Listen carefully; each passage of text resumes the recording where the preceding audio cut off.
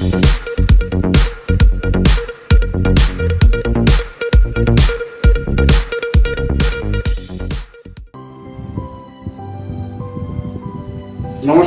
সময়ের বার্তা ডিজিটালে আপনাদের সকলকে স্বাগত।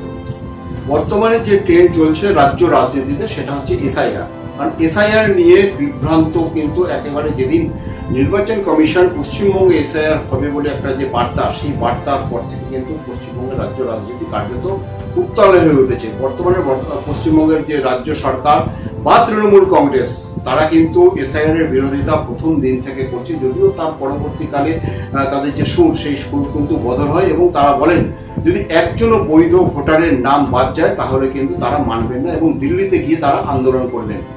এবং এর পাশাপাশি রাজ্যের প্রধান বিরোধী দল এবং কেন্দ্রীয় সরকারের যে শাসক দল বিজেপি তারাও কিন্তু এসআইআর এর পক্ষে সওয়াল করেছেন এবং তাদের বিরোধী দলনেতা সহ বর্তমান রাজ্য সভাপতি সহ রাজ্যের সমস্ত বিজেপির নেতৃত্বরা তাদের যে দাবি, সেই দাবি হচ্ছে নো এসআইআর নো ভোট, অর্থাৎ এসআইআর করতেই হবে। এবং তাদের যে দাবি, রাজ্যে বহু ভুয়ো ভোটার রয়েছে, তাদের নামের তালিকা ভোটার লিস্টে চলে এসছে, সেই যে নামের তালিকা, সেই নামের তালিকা সংশোধন করতে হবে।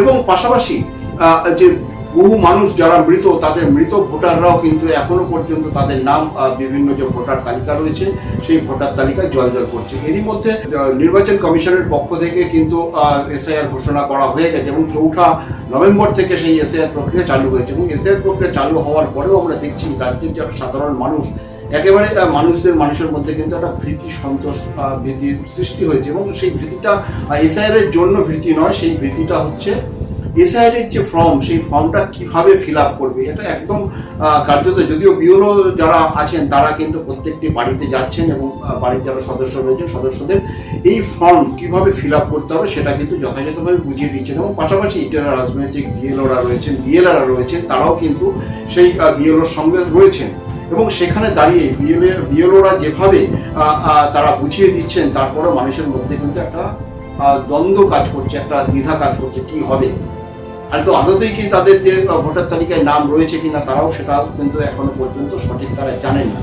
এবং এরই পাশাপাশি যখন 4 তারিখ থেকেই কিন্তু রাজ্যের বিভিন্ন প্রান্তে বিভিন্ন বুথে কিন্তু বিএলওরা তারা যাচ্ছেন এবং তাদের যে ভোটার ফর্ম, ইমিগ্রেশন ফর্ম, সেই ফর্ম কিন্তু মানুষের কাছে তুলে দিচ্ছেন এবং তাদের যে প্রক্রিয়া, সেই ফর্মটা ফিল আপ করার যে প্রক্রিয়া, সেই প্রক্রিয়াও তারা বুঝিয়ে দিচ্ছেন সমস্ত মানুষকে। রাজ্যের শাসক এবং বিরোধী উভয়ের একটাই দাবি যে রাজ্যের কোনো বৈধ ভোটার যাতে এই নির্বাচনী এই যে ভোটার লিস্ট থেকে না বাদ যায়। এরই মধ্যে রাজ্যের যে শাসক দল তৃণমূল কংগ্রেস তারাও কিন্তু একইভাবে তাদের যে বার্তা, সেক্ষেত্রে তাদের যে আন্দোলন, সেই আন্দোলন থেকে তীব্রতর হবে এবং এই আন্দোলন শুধু পশ্চিমবঙ্গে নয়, এই আন্দোলনকে টেনে নিয়ে যাবেন দিল্লি পর্যন্ত, যার যে হুঙ্কার কিন্তু দিয়েছেন সাংসদ অভিষেক বন্দ্যোপাধ্যায়। তিনি কিন্তু এই হুঙ্কার দিয়েছেন। এর মধ্যে আমরা যে বিষয়টি মূলত আজকে আলোচনা করব, এই যে এসআইআর এর যে ফর্ম, এই ফর্মে এনুমারেশন যে ফর্ম, সেই ফর্মে কিভাবে ফিল আপ করতে হবে। এই যে ফর্ম, এই ফর্মটিকে মূলত নির্বাচন কমিশন একটি পেজকে 3টি ভাগে ভাগ করেছেন এবং এই যে 3টি ভাগে যে ভাগ করেছেন, এই 3টি ভাগের মধ্যে একেবারে উপরের পোর্শন পার্টে রয়েছে যেখানে আপনি 2025 সালে যে ভোটার, আপনার ভোটারের নাম এবং আপনার জন্ম তারিখ, আধারের নাম্বার, পাশাপাশি আপনার যে এপিক কার্ড রয়েছে সেই এপিক কার্ডের নাম্বার সহ আপনার বাবা বা পরিজনদের নাম, যারা যিনি আপনার গার্জিয়ান রয়েছেন, অভিভাবক হিসেবে যিনি রয়েছেন, তার নাম দিতে হবে। এবং পাশাপাশি একদম ফর্মের একেবারে বাঁ দিকের যে নিচের অংশে, সেই নিচের অংশে আপনি যদি 2002 সালের ভোটার হয়ে থাকেন তাহলে সেই ফর্মটি আপনাকে, ওই পার্টটি আপনাকে ফিল আপ করতে হবে। আর যদি আপনি 2002 সালের ভোটার না হন তাহলে একেবারে ফর্মের যে ডান দিকে, নিচের ডান দিকের যে অংশটা রয়েছে সেই অংশে আপনাকে আপনার বাবার নাম, মায়ের নাম অথবা দাদু, দিদা অথবা ঠাকুমা বা ঠাকুরদা, যে কোনো একজনের নাম আপনাকে সেখানে দিতে হবে। এবং পাশাপাশি আপনার সঙ্গে যে তার যে সম্পর্ক, রক্তের যে সম্পর্ক, সেই সম্পর্কটাও কিন্তু উল্লেখ করতে হবে।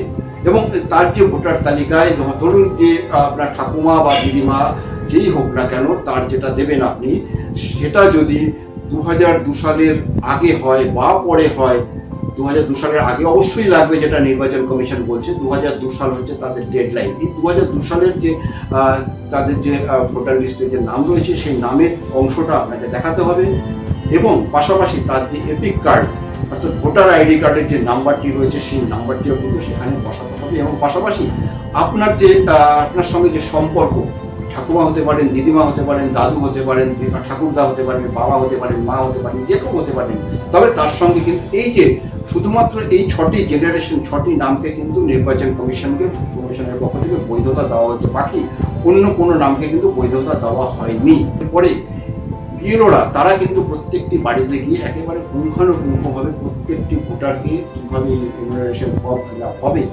সেটাও কিন্তু দেখিয়ে দিচ্ছেন। আশা করি যেভাবে নির্বাচন কমিশন বলছেন, বিভিন্ন সমাজ মাধ্যমে এই যে ইমিউনাইজেশন ফর্ম, এই ইমিউনাইজেশন ফর্মটাকে যে ফিল আপের যে পদ্ধতি, সেই পদ্ধতি যেভাবে নির্বাচন কমিশন সহ বিভিন্ন যে সামাজিক মাধ্যমে যেভাবে প্রচার করা হচ্ছে, তাহলে আবার আজকেও আমরা কিন্তু একই পদ্ধতি আপনাদের নতুন করে আবারও জানালাম।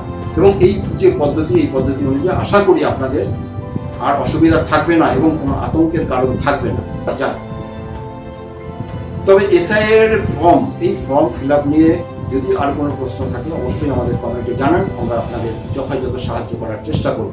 এখনকার মতন সময় বার্তা ডিজিটালের এই প্রতিবেদন এ পর্যন্তই। তবে আমাদের এই প্রতিবেদন আপনাদের কেমন লাগছে অবশ্যই কমেন্ট করুন।